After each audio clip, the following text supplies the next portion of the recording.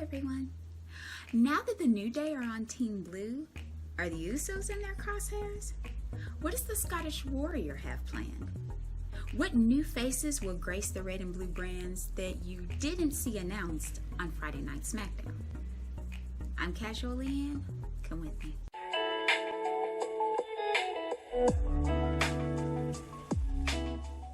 Our hosts are Matt Camp and newcomer to WWE Post shows, Jackie Redmond. They give the Night 1 results with the men's singles champions staying, as you'd expect, Roman Reigns on SmackDown and Big E, the WWE champion, being officially on Monday Night Raw now. Charlotte moved to SmackDown, Bianca to Raw. Those are some of the noteworthy ones from round 1. And they continue to give more from there. But they remind us that rosters will not go into effect, these new ones won't, until after the pay-per-view Crown Jewel. They highlight that the New Day is being separated again, second year in a row, and Drew McIntyre is coming to SmackDown now. Seth Rollins goes to Raw. Hit Row from NXT, including Isaiah Swerve Scott, the North American champion, were drafted to SmackDown. Keith Bearcat Lee moves to Raw. They really put over the fact that Austin Theory's going to Raw makes him a real blue chip prospect.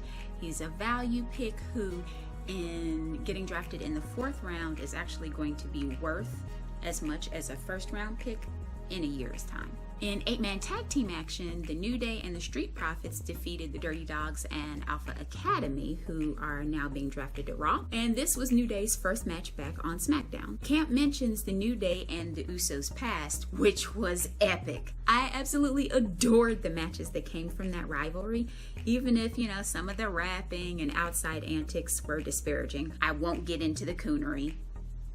Not today. I don't guess. But Kayla is with the New Day. Woods pretends to be ecstatic to be hosting Talking Smack again. Kayla corrects him.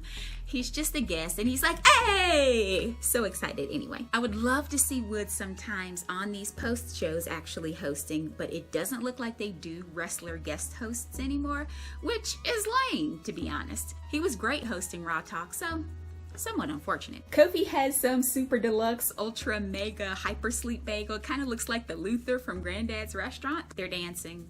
They're always dancing. Questions commence while the dancing continues. They have some unfinished business with the Usos. Kayla wants to know what message they have for the SmackDown Tag Team Champions. Xavier Woods says they've beaten them. They've both beaten each other numerous times. They've gone back and forth.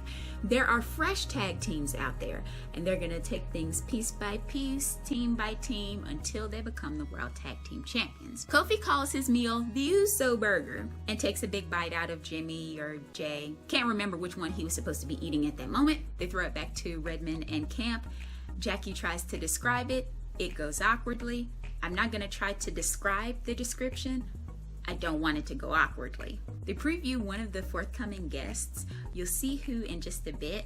Then we get some ads. They return with recap from Edge's promo, which was cut off by the home invasion of all home invasions, the Visionary, lounging perfectly at home with not being in his home, being in someone else's home. I really want to do a video just on Seth Rollins at the Copelands, what this says about the feud, the Visionary character. If that's something you'd be interested in, or if you think it would suck, either way, let me know in the comments. Jackie Redmond says Seth Rollins took a bite out of an apple, then chased it with orange juice, which is a combination only a psychopath would love.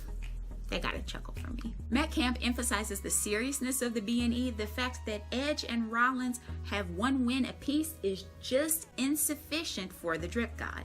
He's got to push this thing further. He's got to see it to its conclusion. Discussion moves to Liv Morgan and Carmella. Carmella, to protect her perfect face, dons this horrifying Holly weird orgy mask. Ugh. They didn't have a match, but Carmella stands tall at the end. The team go to Kayla with breaking news. She's with Aaliyah, and Aaliyah has been drafted to Friday Night SmackDown. And she gives us a statement about dreams and believing in yourself and so forth. The segment was a little cut off, but I'm interested to see what she does up on the main roster. Matt also refers to her as a value pick. We get more ads, and the show comes back with recap of Roman Reigns and Brock Lesnar going to town. The Beast punches the head of the table's one-way ticket to Suplex City personally. Redmond and Camp want us to see what Brock had to say to Kayla Braxton. Now I'm thinking to myself, oh my goodness, they got an interview with the Beast for talking smack. Oh my gosh, that's amazing. That's not what it was. It was the statement from SmackDown about him being a free agent now due to his good friend Paul Heyman. Now I have no idea what whatever Brock Lesnar wants to do actually means, but in the run-up to Crown Jewel, it should be some good watching. The hosts comment on the new Brock Lesnar, the calm disposition, and how he's even happy. Camp notes his delight with Paul Heyman just squirming in the light of all of this. But they make a hard pivot to Kayla, who's with Drew McIntyre. Kayla expresses some personal enthusiasm about him being on Team Blue, this SmackDown's latest draft pick. She wants to know what it would mean for Drew to add the Universal Championship to his list of accolades. He talked about how much it would mean, the rivalry between himself and Roman. He knows that Roman's operating on a completely different level, and he knows he can beat him. He says taking the Universal title would be the biggest moment of Drew McIntyre's career. Kayla observes that the WWE Universe has been behind Drew McIntyre, and she asks, how long has it been since you were at SmackDown? He says over 10 years. He runs down his draft history. He was drafted to SmackDown in 2007. Then he went to developmental, Florida Championship Wrestling specifically, came back in 2009 with the Chosen One gimmick, and then was drafted to Raw in 2011. He says he kind of grew up on SmackDown, and it feels like now he's back at home. He says it meant a lot to him to win the WWE Championship during those unprecedented times, not only for himself, but others. And taking down Roman would be for everybody. He says all his stuff is already blue, so it was meant to be that he's on SmackDown now. They throw it back to Redmond and Camp, who hyped the King of the Ring and Queen's Crown tournaments. Then they run down the Sasha Banks and Bianca Belair match. The man gets involved, causing Sasha to get one over on Belair for the win. Then Charlotte clears the ring for a standoff between the Raw and SmackDown Women's Champions. Now we get the match card for the Crown Jewel SmackDown Women's Championship Triple Threat match. Camp thinks Lynch has the advantage because of her momentum. They run down the rest of the unannounced Night 1 picks for Raw and SmackDown. Camp notes the Academy being on Raw, Mason T-Bar being broken up, T-Bar on Raw now, Mace on SmackDown, and Zelina Vega moving to Raw. Now also, Mansoor and Mustafa Ali are switching to SmackDown. Now hopefully that's going to give them a little more room to breathe and some opportunities for them to be featured a little bit more. They've kind of just been jobbers the past few weeks. They talk about who still remains to be drafted, and I'll get into those picks in reviewing Raw Talk in a couple days, so keep your eyes peeled for that one. There isn't necessarily a must-watch segment this week from Talking Smack, but I say go back and watch some of the Seth Rollins home invasion. Just the subtlety of what he chooses to do there, it's absolutely sick, like truly the choices of a twisted mind. It was great. My rating is 3.5 out of 5. It was a really bloated show, nearly 30 minutes in length, and it didn't have to be. They didn't have to announce every single pick from every single round.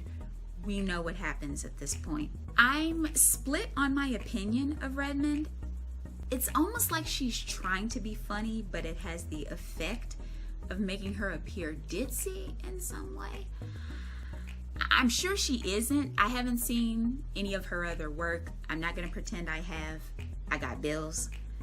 But just judging by what I've seen in Talking Smack and Raw Talk, that's kind of the way it makes her look. She did pop me with the orange juice and apple thing. Aaliyah, again, was kind of just boilerplate, babyface, Lisa Lionheart kind of language, trust in yourself and you can achieve anything type deal. It was harmless, of course, but a little boring. The New Day justified there being a tag division and them actually going through it to get to the Usos, which is exactly what I think the Usos should have done when they came back, so it definitely needed to be done. And Drew McIntyre did a good job of driving excitement for his return to SmackDown.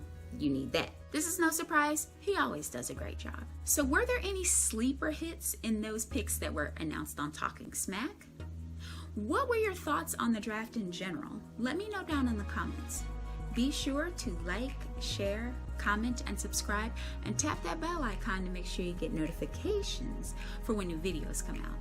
Thank you all, as always, so much for watching, and I'll see you soon.